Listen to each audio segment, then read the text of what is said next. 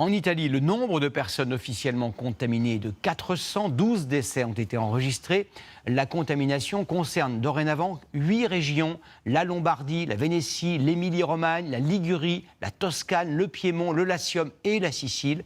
De nombreux Français, notamment des touristes, sont présents dans ces régions. Comment vivent-ils? Obéissent-ils à des consignes particulières? Vont-ils devoir quitter le pays?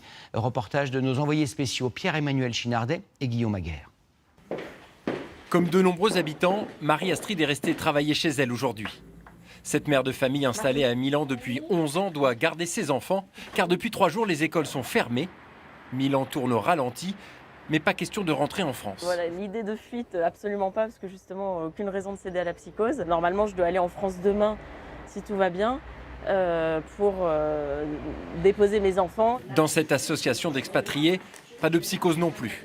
80% des familles membres sont rentrées comme prévu pour les vacances scolaires. En indiquant plus de masques, donc ça fait vraiment...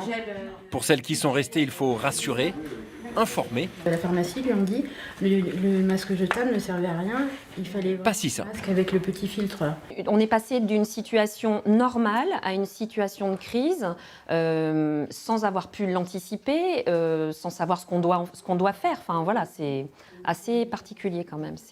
On se sent un petit peu seul. Même incertitude pour Zoé et Margot. Ces 2 étudiantes viennent de s'installer à Milan pour 6 mois, juste avant la crise du coronavirus. Tous leurs cours sont annulés. Elles souhaitent rester, mais sans prendre de risques. On essaye de pas trop rentrer dans la parano non plus. Et on sort pour se balader, pour faire les courses, mais on va pas trop dans le centre pour l'instant. Comme il y a une grosse rupture de stock de masques, du coup on préfère rester ici et sortir dans des endroits un peu proches comme des parcs.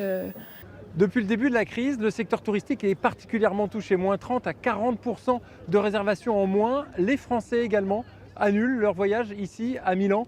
Résultat, sur cette place du Duomo, l'un des lieux les plus touristiques de la ville, aujourd'hui on n'en a trouvé aucun.